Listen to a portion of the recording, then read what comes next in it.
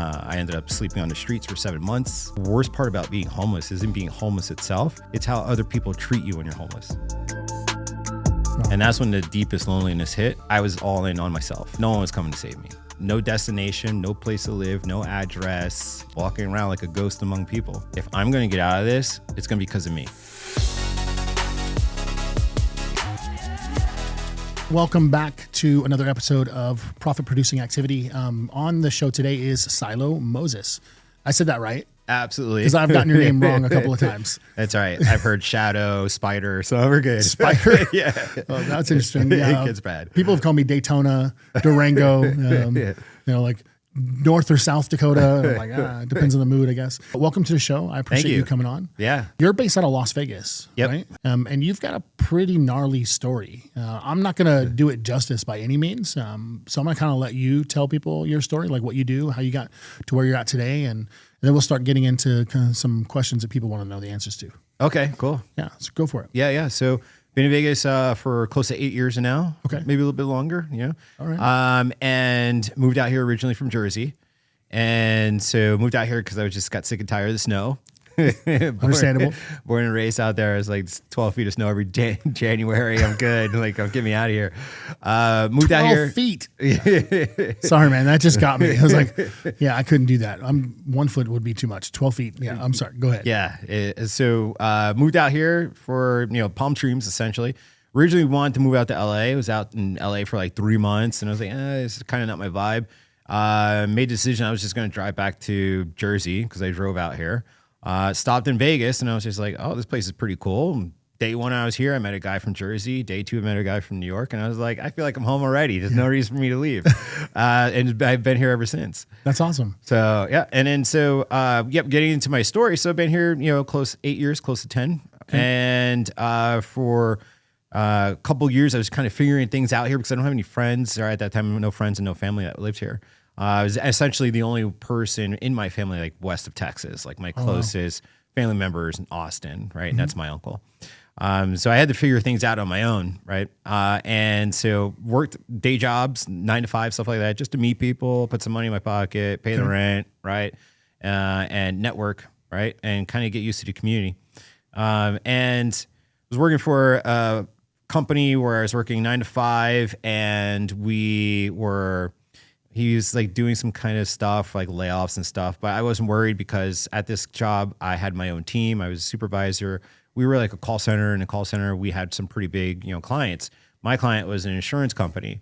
And so we were killing it. I had a team of 7 people on my team. Nice. And we were selling policies. We were doing everything. Like we were hitting all our KPIs. So one day I've got a great work ethic. I'm first one in, last one out always. And I will work an additional Saturday if I have to. One day I walked in, it was a Monday morning. I'm the first person there, as always. I get in early. I get in 2 hours before my team. I like to get my day set up and stuff like that. So I walk in, the big boss is there. And the big boss, you never really see him ever, right? Like ever. So, something good or something bad. Yeah, you never see him. He's only there like around the holidays to hand out checks and wave and shake hands and he bounces, right? That's the only time you see him. But he was there and it was not the holidays. And so he sees me walk in and he's just like, hey, I need to talk to you in my office. I was like, all right, cool. Like in the back of my mind, I'm like, dude, we're crushing it. This is like conversation where he's like, you've been doing great. I'm going to give you a pay raise. I'm going to increase your team. Right. Okay. I was like, let's do this. So went into his office. As soon as I sat down, before my butt even hit the chair, he was like, I got to let you go. And I was like, what are you talking about? He goes, yeah, I got to let you go. I was like, what's the issue? He's like, there's no issue. He's like, I just can't afford you anymore. Got to let you go. And I was like, all right, well, that's an easy fix for me. I was like, just cut my pay. I'm fine. Give me commission. I'll take half pay, half commission. We're solid. Nope, can't do that. I was like, all right, no worries. Hey, just put me on the teams. I'll sit next to a rep. I'll make phone calls. Problem fixed. Okay. Can't do that either. I was like, why? He was like, because it'll confuse my team and they'll lower their production because they don't know why their manager is now on the phones with them. Wow. And I was like, all right. So to give you a little bit of context, at this point, it was kind of rough, like financially for me. I had just had my son, and when I had him, I had no idea how expensive kids are at all. Like zero. It gets worse. Yeah. And my girlfriend and I at the time, we were already, 30 days behind on rent. We were about 45 to 60 days behind on the car payment. Because when he came along, we were already treading water, and now we have a son, and it's just like, what are we going to do? Right. So at this point, like, I was willing to do anything. I would clean the bathrooms if he paid me, and he wouldn't do it. So what he did say was, he's like, hey, listen, I'm going to give you severance pay if it helps. He's like, it's Monday. You can't work this week. I mean, you are fired. Like, you can't come to work tomorrow. Okay. But if you show up Friday, I'll give you a paycheck, and that paycheck will be severance pay as if you did work the week. And I was like, all right, I could take that, right? So I called my landlord, said, hey, listen, I got fired, but here's the thing. I got severance pay coming, so I'll have money for rent, right? He said, okay, as long as you pay me Friday, we're okay. Okay. Friday came, first one at the building. I get there, huge padlock on the door. Padlock, like massive padlock and a chain. Apparently, he couldn't pay me, and he also couldn't pay the landlord, and the landlord kicked him out of the building. Wow. So I got there, no paycheck, obviously. He never showed. Everyone's starting to show up that he gave the same story to. And we slowly came to realize no one's getting paid. Right. So called my landlord. I said, hey, listen, you have no idea what just happened. Let me tell you. He cuts me off. He goes, do you have rent? And I was like, but you don't understand. Do you have rent? I was like, I don't. He goes, well, if you don't have it by Monday, I'm coming with the constable and I'm kicking you out. So you better have rent or you're out. Worked that entire weekend to sell everything in my house that wasn't nailed down. TV, couches, they were all gone. Right? Just having carpet. Yeah, that's it. Monday came. I was able to get up like about 75% of the rent, but I wasn't able to get up all of rent. He came literally 6 a.m. with the police. And he's like, do you have rent? I go, I got 75% of it. He goes, that's not rent. He's like, you got to get out. Cop stepped up. It was like, you got 15 minutes to pack your bags and we're throwing you out. Wow. So this is me, my girlfriend at the time, and my son who just turned 6 months old. Wow. How did you feel? So horrendously, I felt terrible. Absolutely terrible. Yeah. Right. At that point, I thought it was the worst, but it wasn't the worst. Oh, I thought that was like I thought that was like the lowest of the lowest points. That wasn't. So he gave us 15 minutes. I packed my son's bag. I packed a bag of whatever I could with the time that I had left, which is basically 2 t-shirts and one pair of jeans. That's it. Cops came in. They're like, all right, you guys got to go. They kicked us out of our apartment. We were in the top upstairs. We were on the second floor. We walked down the stairs. We sat on on the sidewalk. And I've never seen this before ever again in my life, and it still haunts me today. These guys were taking my stuff because there was a balcony with a sliding glass door and throwing it over the balcony like it was trash. Wow. Like everything that was left in the house. If there was a chair, they threw it over the balcony like it was trash. Like everything was right in front of me. I was like, bro. So at that point, we still had the car, even though it was like 45, 60 days behind on the car note. Yeah. I gave my girl the keys. I was like, here are the keys. Here's the money I was able to get by selling stuff. I'm obviously no good for you. I'm obviously a 100% complete failure. Take the money, take my son, take the keys, take the car and go. Right? Because there's nothing I can do for you. Mm-hmm. Where was she going to go? So she went back to Idaho, which is where her family is from. Okay. So she took the car, she took my son, she took the $700, whatever that was, and went back to Idaho. Wow. And so for me, that was day one of homelessness. So I ended up going homeless, and then I ended up sleeping on the streets for 7 months. Wow. No destination, no place to live, no address, just walking around like a ghost among people. For 7 months. For 7 months, yeah. Where did you spend the first night? I went, ironically, back to the building that I used to work in because it was familiar to me, and I had nowhere else to go. And I know they had an underground parking, so I was like, if I can find a spot, like a crevice somewhere to sleep, at least I'll be like protected for the first night while I figure stuff out. Yeah. Right. What was it like for you? It's bad. So there's some things that you're like not prepared for. So again, 7 months on the streets. I didn't hear my name called in 7 months. Like no one was like, hey, Siloh, for 7 months. Wow. Right. No one even acknowledged me. So that was rough. Number 2, it's like you're treated worse than like a street dog.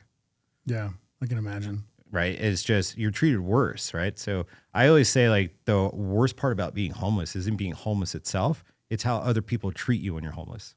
Right. I can imagine that. People are assholes. It was so. I mean, it was bad, right? It was you're out just kind of minding your own business, trying to figure out what you're going to do next, and someone throws a rock at you and tells you to get a job. Wow. Just by the way you look. That actually happens. It happens all the time. Wow. Right. Like it's just that easy. It's that easy. Yeah. And you're super vulnerable, right? You're super vulnerable. Yeah. What was the worst part of it? Eating out of garbage cans, obviously, right? Is it tough for you to talk about? At some points, yeah, right? Because it's still kind of like, it's fresh. It was such a raw experience. Yeah. Right? This is not too long ago. No. This is what, 6-7 years ago. Right? Yeah. I'm sorry you had to go through that, man. Yeah. So over time, where did you sleep? Anywhere I could, like behind dumpsters. Eventually, I used to hang out at a 7-Eleven, and I would ironically hang out by the garbage can. Okay. Right. So I'd either wait for people to throw food away or throw drinks away. But for the main reason I hung out there was because I found out that just by hanging out there all day long, away from people, that if I just sat there and watched, that people eventually would roll up in sports cars that are really low to the ground. Mm-hmm. And guess what happens when they get out of that car if they have change in their pocket? Falls out. Falls out. That's amazing. That story. Yeah. Wow. How observant. That's a big, I would have never thought of that. So they would get out of their car and I'd make a beeline to their car as they're inside getting gas or getting whatever. And I'd scoop up all that change. Wow. And then I put it in my pocket and run back to the garbage can. Wow. And I'd wait for the next person to come by in a sports car. Wow. I'm speechless. So obviously that's not the case today. You spent 7 months there, probably a grueling 7 months, life-changing 7 months. Something changed. What was it? Yeah. I had a guy who stepped into my life, right? So I can't tell you why. And this was at the 7-Eleven. And I'm at the garbage can. So I'm just assuming he saw me there a few days in a row or whatever, thought, hey, what's going on with this guy? I never bothered anyone. I never walked up on people and begged for change. I just sat there and waited for opportunity. Mm-hmm. Right. And so he walked up to me at that 7-Eleven. He goes, hey, man, what's going on? This is the first. And I was confused at first. I was like, who is this guy talking to? like he's not talking to me. He's not talking to me. Right? No one said anything to me in 7 months. Right? And he was like, no, man, I'm talking to you. And then so here's where my mind was at the time. My mind was like, because I haven't had interaction with other people, it was, what do you want from me? Get away from me. You're crazy. Mm-hmm. That's what I told him. Wow. And so he was like, no, man, I just want to talk to you. I was like, get away from me. Right. Like, because my walls are up and I don't know what. And at 7 months, you're outside and you're sleeping with one eye open because you don't know if someone with like mental challenges or drug challenges is going to come rob you in your sleep, right? Take your shoelaces out of your shoes, whatever. 100% uneasy. And my walls are 100% up. Right. Yeah. So when he comes up to me, kind-hearted, I'm just like, what do you want from me? Get away from me. Yeah. Right. So he just kept coming by every single day. Wow. Every day he would come by. You're like, hey, man, what's up? It's me again. I was like, get away from me. Leave me alone. But eventually he wore my walls down, right? And then so he would come by. He wouldn't give me anything. That's the ironic thing. He would give me no money. And eventually every once in a while I'd be like, hey, do you want a sandwich? And he would give me a sandwich. But he never gave me a dime. Mm-hmm. Instead, what he gave me was a shoulder to cry on and an ear to tell my problems to. Wow. And that's really all I needed. And then eventually when he had that from me, he started to reinforce in me things that he saw in me. So he would be like, Siloh, you're going to be a big deal one day. Siloh, people are going to know your name. Yeah. Siloh, I'm telling you, you're going to be massive. And I'm 7 months in, beard is blown out, same clothes, ripped, torn, dirty. I've been sleeping on the ground for 7 months. 7 months. And I'm like, bro, you same are two crazy. T-shirts and same jeans. 2 shirts. Now it's down to 1 shirt and same pair of jeans. Wow. Right. And I was like, bro, what, like, no, I don't, again, you're crazy. Yeah. But he kept telling me this every single day. You're going to be something big. I'm telling you, you're going to be big. Eventually I started to believe him. How long did this go on for? About a month and a half. Wow. I mean, he came by every single day and he would spend 45 minutes, an hour with me every day. Now, were you sleeping at this dumpster at the same time? I was, yeah. So you were basically there 24 hours a day. Yep. Yeah. So we got to the point where we had a relationship and we were conversating and I would look forward to him coming by. Right. And so he goes, hey man, I've got this office space. It is small. It's like 10 by 8, no windows, right? I went into business with a partner of mine. We kind of figured out we're not the best partners. The business has been dissolved, but I've paid the rent on this little tiny office room suite for like the next 2 months. Okay. And I still have the key. So he's like, if you want it, I'll give it to you. Wow. And then I was like, first time you've been under a roof in 7 months. Yep. And I was like, I'll take it. Let's go. Like, I don't care to decide. I don't care. I don't care. Just give it to me. Right. And he gave me the key and he took me to the suite. And so the best thing about this suite was that it wasn't in the best part of town. Right. So what they would do to entice business owners to come in and rent these suites is they would throw everything included in the rent. Like furniture and all that. Lights, furniture, utilities, it's all included. So he took me to the room. He opened it up for sure. It's tiny, tiny, tiny, right? 10 by 8, no windows, but it had like a folding table, like a banquet folding table that you like, you would serve like food on, banquet food on. Yeah. You can get from like Walmart, right? And on top of it was a computer. And I looked at him and he was like, yeah, all the utilities are included, including the internet. And I was in heaven. You're like, I haven't used a computer in forever. Well, at first, I have a roof over my head. I've got 4 walls. I got a door that I can lock and unlock at any time, which means I've got privacy. I've got security. Yeah. And now you're giving me the internet where now I can like look for jobs. I can go on Craigslist. I can find day work. Like this was everything to me. Yeah. Everything. So that's exactly what I did. He gave me the room for 2 months and I went in there and I spent like 45 hours a week, whatever that is, like full-time job on Craigslist, like looking for people, like looking to like moving jobs, like move rock. I don't care what it was, right? Come clean a bathroom. I'll pay you $10. I was like, I'll do it. Right? That's awesome. And that's what I did. That's how eventually I started to get back on my feet.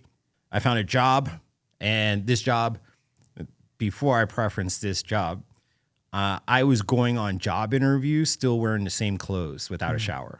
Wow. For 7 months. Wow. Right. So I would walk into these places that were obviously hiring because I saw them like on Craigslist saying we're hiring. Yeah. And I would tell, his name is Eric. This is the guy that pretty much saved me. So Eric would come by like, hey, you okay? Do you need a sandwich? Like same thing he used to do when I was out in the streets. Except now he's doing it at the office. Except now he's at the office.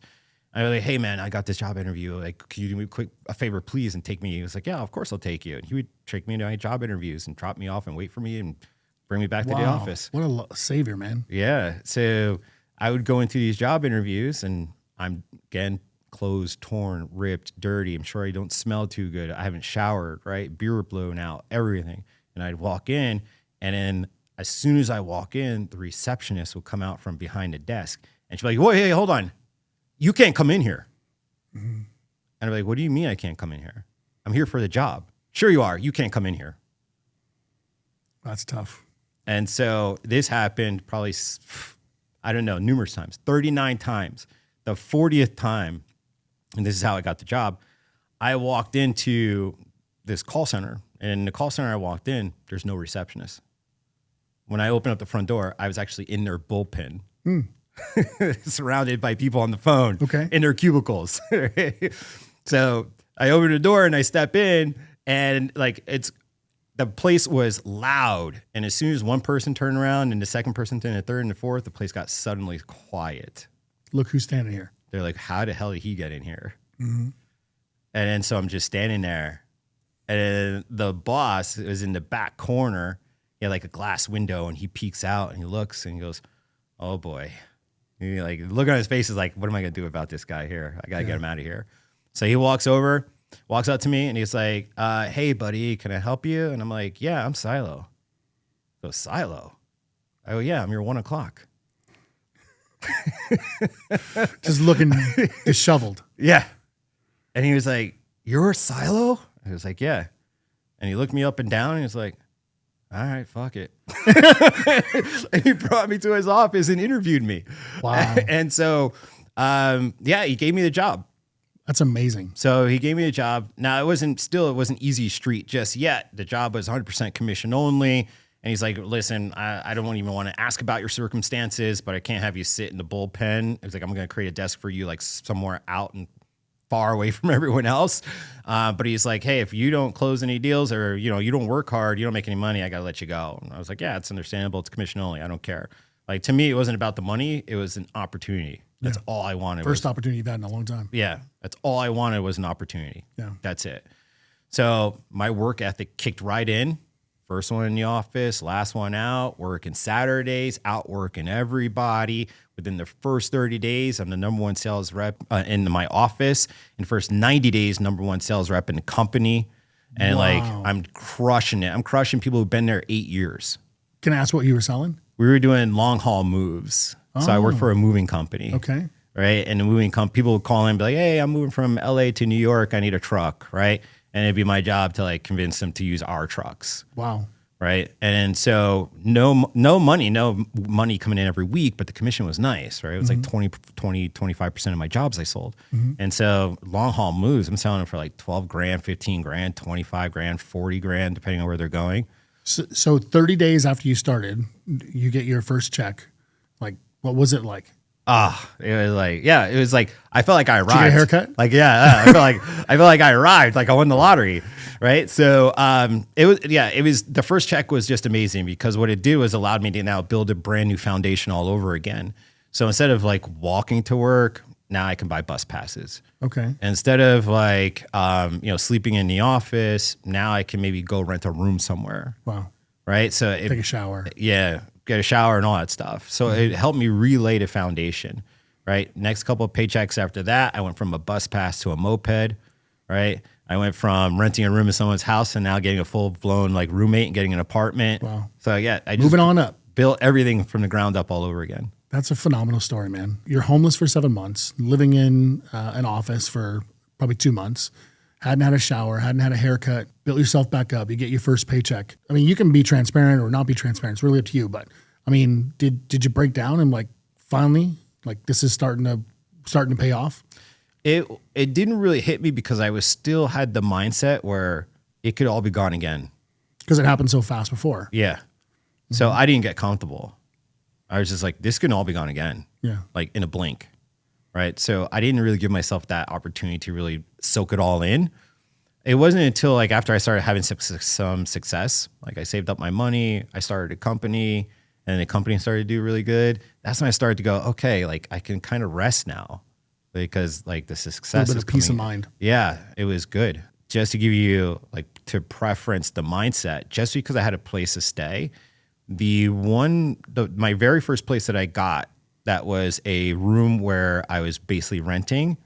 There was a bed in the room and I slept on the floor. Just because it's more comfortable or because you didn't want to get comfortable? I slept on the floor because my mind told me that I would never be able to sleep in a bed because it's too soft. Wow. So I slept on the ground, on the floor, on the carpet, right? In a room I was paying for that had a bed in it. But the bed, like I was so convinced in my mind that if I slept on it, I would never be able to sleep because it's not as hard as concrete. Wow. Yeah. That's crazy. And so after you got out of the homelessness, I mean, you tell the story way better than I can ever, but you did something else to give back to the community. What was that? Yeah. So I went out and started serving. Serving what? Serving fresh food, clothing, hygiene, haircuts. Whatever you could. Whatever I could, yeah. And how did that start? So I'm back on my feet now. So I've got my own place and I've got a little bit of food in the fridge. Still got a door I can lock and unlock at any time. So I've got some security, right? Got money coming in from the job, so I'm good. And I saw a post on Facebook by a friend of mine and she said, hey, I'm going to go out and serve, the homeless, who wants to go. And I was like, I do, right? So I hit her up. I'm like a maniac. Where is it? What time does it start? She's like, slow down. Right? And I was like, no, I want to go. I'm serious. I want to go. Like, I don't know why I was trying to convince her I wanted to go. But she was like, no, it's here and just show up at this time and bring whatever you can. I said, okay, cool. So I went with a pot of spaghetti. It's all I had, right? So I boiled up a pot of spaghetti. I went out and I served 30 people on that pot of spaghetti. That's amazing. And then what I did was I just went home and I told somebody what I did. Following week, they came back with me and we both served. And then they went home, told somebody what we did. Following week, they brought somebody back with them and we all served, right? It just keeps building. And it just started to build. Yeah. And so I thought, man, like my mission at this time was to serve as many people as possible because homelessness was still fresh. Yeah. Like when I went back and served, went right back into the homeless community just after leaving it. right? Was it hard for you? It was because it was a different perspective at this time. Okay. Like it was more like when I went and served, it was more of like an appreciation from where I just came from. It was like paying homage. I see. Right. It was like the appreciation of that journey and being able to get back on my feet. But it was still fresh. It was absolutely getting out of there. Right. Yeah. And then how did it grow? So it just grew by word of mouth. And then so as it started to grow, I started to see that there was things that I was doing that were making people kind of gravitate. So I was very super organized with my givings. I started creating like T-shirts for everyone, right, to show teamwork, right, for the people serving, to show unity, right. And then I started to tell my story at our servings. And then what I started to do is I started to do like an onboarding process before anyone can even serve their first meal. And I had these kind of rules of engagement. And it would be like an orientation. So I'd say, okay, I would get everybody in a circle. And I'd say, great, before you guys go serve, I just want to give you kind of like the rules of engagement and our onboarding experience here. And the rules were no judging. So I said, hey, no judging, right? I was like, these guys out here, the people we serve, they're ex-teachers, they're ex-bus drivers, they're ex-engineers, ex-architects, and they just happen to fall into some bad luck, right? They're no different than you and I, so no judging. And they're like, all right, cool. I was like, now, number 2, let it roll off of your shoulders. They're like, what do you mean by that? I was like, as you're serving them, some of them might say something that's a little off the cuff. They might say something that gets under your skin. Just let it roll right off your shoulders. And they're like, why is that? I was like, well, you got to understand they're in a very tough spot, right? And they're probably very frustrated at the spot they're in. And they're not taking it out on you if they say anything at all, right? They're just kind of frustrated, if that makes sense. Taking it out on their circumstance. Right. And they're like, okay, we get it. And then last but not least, we don't do anything with money here. So I would tell them, don't give out any money. Don't bring money to our services, to our servings. And I would say, if anybody walks up after our serving and it's like, hey, I really enjoyed the meal. I enjoyed the fresh T-shirt. Can I get a couple bucks for a bus pass? The answer is, hey, I'm sorry, I didn't bring my wallet. Or, hey, I'm sorry, I didn't bring my purse. And was there a logic behind that? Yeah, because, the guy that saved me didn't give me money. Mm-hmm. That's a good point. Yeah. He didn't give you a dime, did he? No. So what was more important was the fact that we're there to serve them, and we're there to be just like Eric was for me. We're there to be a shoulder for them to cry on and an ear for them to tell their worries to, and to provide them with a fresh meal, hygiene, and a nice clean T-shirt. Oh, man, I love it. And that's now expanded into a much bigger scale. Yeah. Right? So tell us a little bit more about what you do now. Yeah. So now I help others build communities. Okay. So, and context, right? So with that community that I built, that was offline, and I took it from just myself, pot of spaghetti, serving 30 people. We grew that to 140 people working with me. We grew that to serving over 174,000 individual meals, all for free. Wow. We grew that to an organization that works with Starbucks, Einstein Bagels, Walmart, Coca-Cola. We work with all of them. Wow. Right. And so they all donate in some way that allows you to give back to the homeless community. Yes. Same kind of onboarding experience we gave volunteers, we give our corporate partners. So when they want to throw us money, we say, we don't want your money. I want people. Okay. Bring me your people. Okay. Bring me your employees. That's what we're looking for. And if you want to donate, fine. Donate food, anything that can help us with our costs. Consumables, yeah. Maybe some clothes. And it was quite funny because a lot of those companies that worked with us in the very beginning, the first thing they would say is, well, what do you want, money? And I'm like, no. Like, what do you mean? You don't want any money? What do you mean? Everybody else wants our money. Yeah. Really. So, and then you'd see them start to lean in and go, all right, you got our attention. Yeah. How can we help? Yeah. Right. And I'm like, yeah, just send me your people. Yeah. Right. Send me your leftover Danishes, your coffee. That's remarkable, man. Send me all that stuff. Yeah. And so we grew. So that's the first community I had. Then I started my own communities online, grew those communities from zero, where it's just myself in those online communities. Yeah. I made them private, invite only. And then like literally I would post and I would like my own posts. Like that's how empty it was in there, right? Post and then like it. Yeah. Respond to yourself. This is a great post. Thanks, man. But what I did was I wanted to see if the skills that I learned building an offline community would translate to online. Okay. So I built out these communities, and I'm the only one in there. But then I started to apply some of the, strategies, I guess we can call them, some strategies that I used to grow my offline community. I see if they wanted to translate online. So I started to apply them. Next thing you know, my online communities are growing to 200 people, 500 people, 2,000 people. Wow. And so I'm like, all right, cool. I think I've got something here. And then I started to apply that to other friends and family who wanted to grow their own online communities. Okay. And then I started to go, I think I might have a business here. Right. So to lead up to your question, what I do today is I help other people build membership-based online communities. Okay. And these are membership-based online communities where people pay per month. Monetize. And we monetize them. And not only do I help them launch their membership-based online communities, I also help them get their first 100 paying members. Wow, that's a big deal. Yeah. That's a big deal. Yep. So they go from 0 to 100 paying clients. 100 paying members. Yep. What's the fastest you've ever gotten somebody to 100 paying members? 42 days.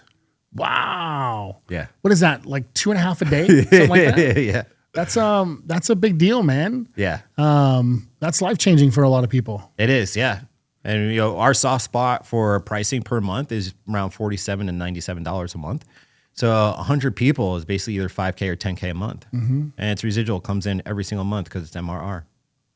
And for those that don't know what MRR is, it's monthly recurring revenue. Yeah. $10,000 a month for the average American, I think, is above what most U.S. citizens make these days.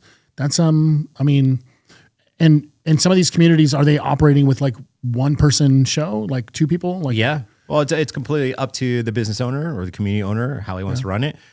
We do bring in artificial intelligence. So we do bring in AI to kind of help run those communities. Smart. So we'll bring in like one AI who does like all of like the customer service stuff, asks, answers like frequently asked questions, makes sure, handles all docs, handles like commenting and stuff like that, getting back to people, answers emails, sends out text messages, leaves voicemails, etc. We have another AI agent in which we build out, which is more like the general manager of an online community. So it acts just like a real human being would be for a general manager, which moderates for spam and does all that good stuff. And so we incorporate some of these AI agents into the build, but it's completely up to the community owner if he wants to include AI or not. Wow. I mean, it's come a long way. Yeah. From serving spaghetti by yourself to 30 people to now you're using AI to help people automate and grow their communities. 100 paying clients, $10,000 a month. I mean, yeah, dude, congrats. I mean, I don't even know what to say at this point. Like, your story's pretty remarkable. Thank you. So can I ask, where's Eric now?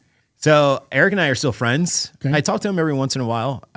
For Eric, I feel like he was like just one of those people that came into my life in that season where he had to be there. Yeah. Right. And then once he saw that I was okay, he kind of just fell, to the background. But we still talk today. So, and he's still doing really well. He is a serial entrepreneur. Last time I talked to him, he was in oil and gas. Wow. So he's just doing his own thing. Yeah. So, did you guys ever talk about like, has he done this for other people or were you the first? I don't know that. That's a good question. Yeah. I mean, God put him there for a reason, right? Yeah. I do not. Here's the thing. I know him very well. And I think in our conversations, it would have came up unless he just wants me to feel special. And he's just like, I'm not going to tell him I've done this 10 times. Yeah. You're the only kid I have. Yeah, exactly. Yeah. That's awesome. That's a great story. So like from when you were homeless, right? And I have a couple of questions I'll ask you in a second, but when you were homeless, what do you feel?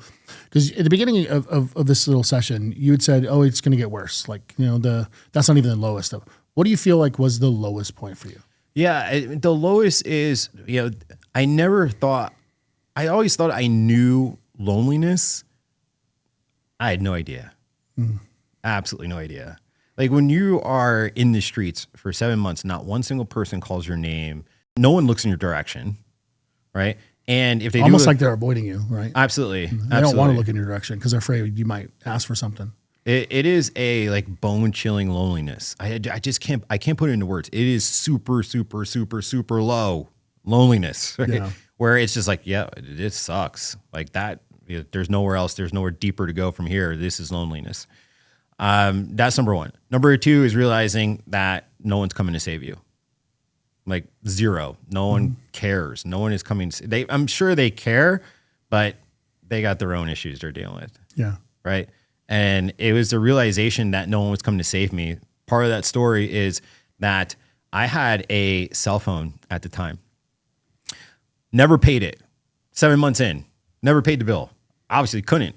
Yeah. Right? It stayed on. Wow. Yeah. So at the very, very lowest point, I called my mom. Now at this point, I'm figuring this is my ace in the hole, right? I'm like, I got to tell somebody. So I call my mom, and I called her up, and she could hear it in my voice. She's like, what's wrong, baby? What's going on? I go, Mom, I don't know what to tell you. I'm homeless. I've been eating out of trash cans, sleeping behind buildings, like wearing the same clothes. Like, I don't know what to tell you. Like, I'm homeless. And I expected her to be like, I got you. Let me get you a plane ticket back to Jersey. You can sleep in your old bed. I'll make you chicken soup, right? Whatever that story is. Yeah, exactly. She didn't say that. Instead, she said, why don't you go find a shelter? And at that point, I was all in on myself. No one was coming to save me. Yeah. If my own mom won't save me. Now, here's the thing. Like, love my mom. We have a great relationship today. And I understand that her response at that time was the best response that she could give because she didn't know what type of response to give. Right. Right. But at that point, at the end of that phone call, I hung up on her and I immediately knew no one was coming to save me. My ace in the hole was cashed. No ace in the hole. No ace in the hole. Right. Wow. And that's when the deepest loneliness hit. And that's when I was like, if I'm going to get out of this, it's going to be because of me. 100%. And it had a little bit of help, but you're right. It was because of you. Yeah. You grinded. So your first job, when you get out of being homeless, working, selling, moving, how long did you work there? 6 months. Okay. Yeah. And then what'd you do? So I left there, ironically, because my boss didn't pay me again. No lie. Wow. Yeah. And you're like, I'm not doing this again. Yeah. No lie. Yeah. I was making so much money there that he just refused to pay me. Maybe he just thought like I was still homeless and he didn't care and I had like no way to like have retribution. Yeah. But the biggest paycheck that I was going to get of my entire career there, which was like $30K, he didn't pay me. Wow. He was just like, yeah, you're not getting paid. Literally told me to my face, you're not getting paid. Wow. Like he was going to keep it. Luckily for me, I had some money saved up and I talked about my first business, how I was like getting some money. Yeah. It was like a moped flipping business. Okay. Because I was on them all the time. Yeah. Right.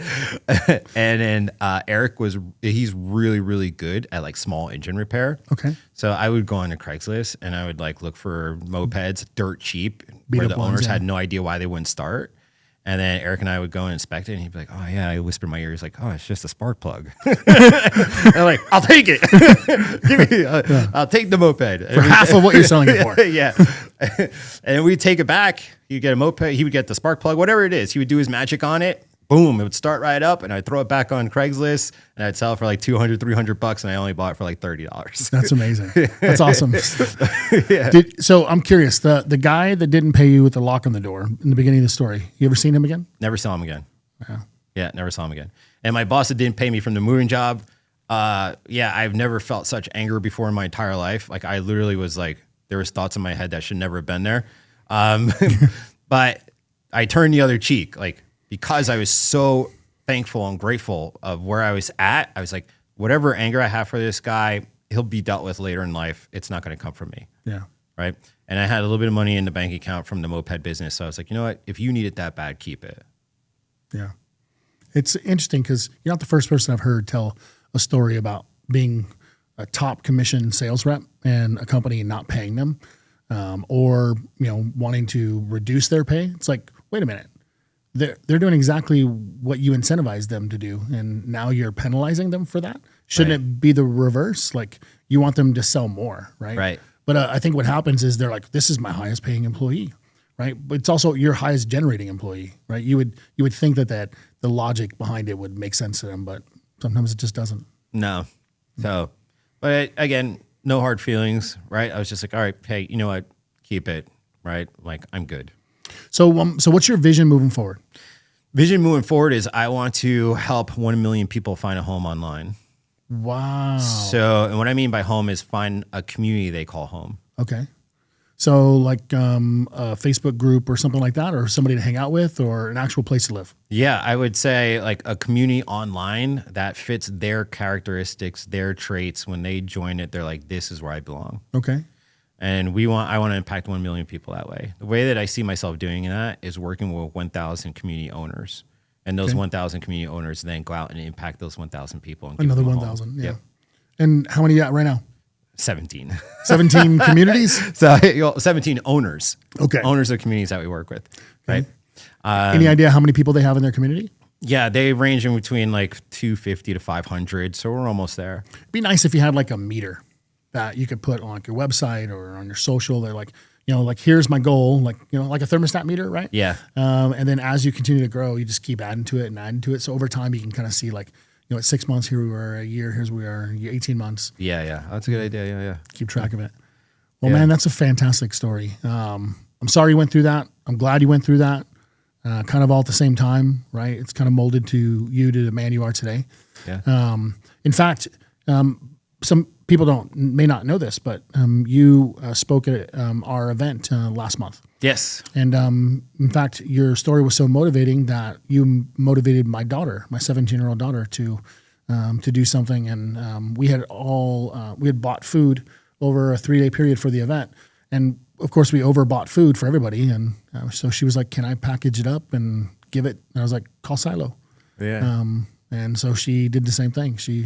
I don't know how many that impacted, but now she's all about like volunteering and so forth. And this has only been 30 days. Oh, it's awesome. Yeah. That's awesome. The ripple effect is awesome. It is, yeah. It's really cool. Yeah. And then for her, let her know it was 42. 42 people? Yeah. That's awesome.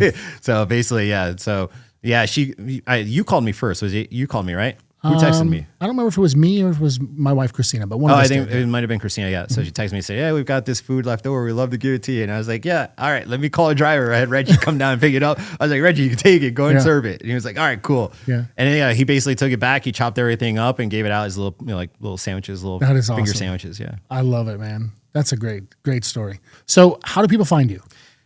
Socials, they can find me. Siloh Moses is pretty easy. Like I'm Siloh Moses on every platform: Instagram, Facebook, LinkedIn. Okay. And it's SILOH, and then last name MOSES. Do you have anything else you want to add? If anybody wants to come out and get involved and help us with our mission, or again, our mission is to impact 1 million people and give them a place that they call home online through online communities. Yeah. And if they want to join us, send me a DM. I'm doing a mastermind this weekend. I know by the time this comes out, it'll probably be too late, but I'm doing another mastermind in Florida. I'm doing that in November. Okay. So people can come out, they can learn how to, in 3 days, they're going to not only learn how to build out a proper online community, how to monetize it, properly price it. We're also going to help them get their first 100 paying members. For those people that want to attend future ones, is there a place where they can sign up? Best bet is just to like DM me on social media. Yeah. Okay. So that one we're going to start planning after this one is over, where people can kind of like come in, DM me. We'll send them a discount. We'll add them to our early bird list. Okay. So they get a nice little discounted price. Awesome. Yeah. Well, man, I appreciate you being on the show, brother. Of course. It's always fun. I love having you on. You've done a couple things for our community. And we appreciate you every time, brother. So if there's anything that we can do, you just feel free to let me know. You said no money. So, if you need time, that's one thing I'll find some time for you. Okay? Time or people, right? People. I got lots of people. We're people powered. Yeah. So even neighbors, coworkers, friends, and if you just spread the word and just be like, "Hey, these guys are here. They serve those." And if you got some time, go out and hang out with them. Absolutely. Yeah. 100%. I appreciate you. Awesome. Thank you very much, Siloh. Thank you, brother. All right. Bye. Bye.